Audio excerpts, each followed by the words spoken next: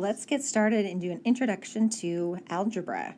It comes from an Arabic word, and that means restoration or completion. And it has to do with the idea of balance.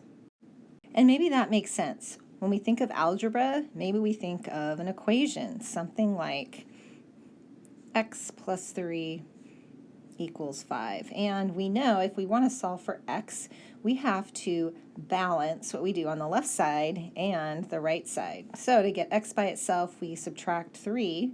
That's going to get x all by itself on the left side, but we have to balance that out by subtracting 3 on the other side of the equal sign. The equal sign is like the fulcrum, the lever, the thing in the middle of the two sides that we seek balance for.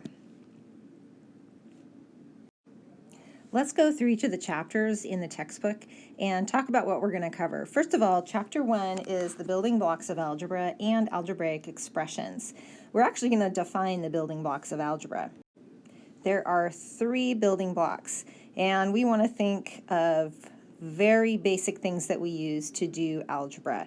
And in the really simple example that I used for an equation, all 3 of these elements showed up. So maybe you're already thinking about what these might be. Basic number 1 building block is numbers.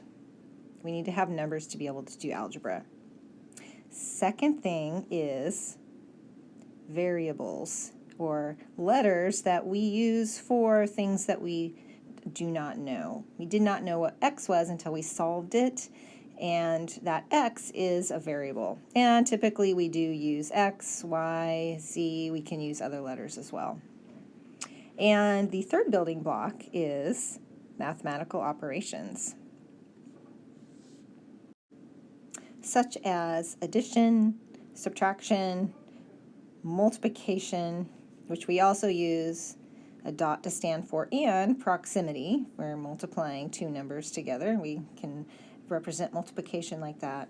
Also division, which we can also use a fraction to stand for division, where that fraction line means division. And another operation that we want to plug in here is exponents. Those building blocks are combined into algebraic expressions, which are just a combination of numbers, variables, and mathematical operations. So here's some examples. So here we got 4x squared. So we have got a number 4, we have got a variable x, and we've got the operation of multiplication, 4 times x squared, and the exponent operation. That 2 is an exponent on the base of x. A plus 3 over a squared minus 2. We've got variable of a, we've got numbers 3 and 2, and we've got operation of addition, operation of subtraction, operation of division. We're dividing a plus 3 by a squared minus 2, and exponent operation as well. All right, another one, 3y squared minus x squared. Again, combination of numbers, variables, and operations, operation of multiplication, exponent, and subtraction. And last example, square root 3xyz. So we've got variables, 3 variables. We've got multiplication happen underneath the square root, 3 times x times y times z. And then the square root is actually an exponent. We can write a square root with as an exponent of 1/2. So that is something that we'll cover later, but just something to remember. Square root is like having an exponent of 1/2. So that falls under the operation of exponents.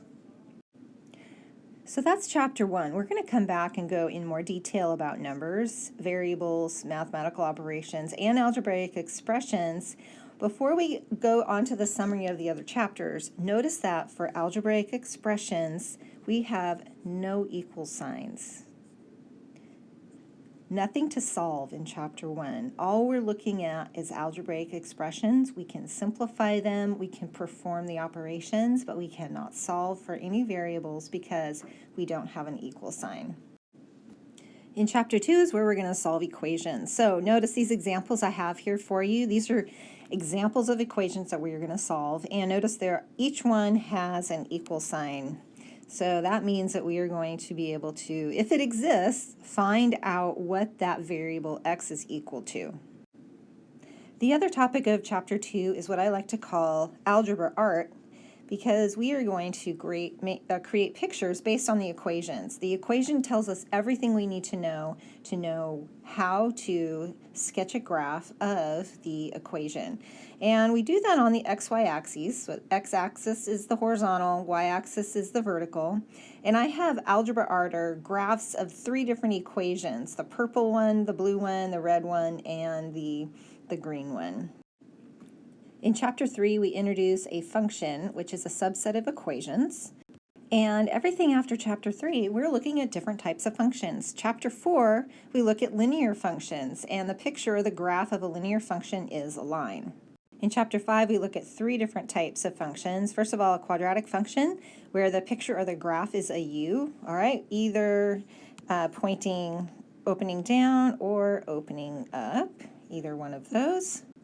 Also, polynomial functions, and the pictures vary. This is where it gets interesting, because we cannot predict exactly what it's going to look like until we really look at the equation. So some look like roller coasters where there's a lot of up and down movement. Some are more basic, all right? They just go up the entire time, but maybe do something interesting sort of in the middle.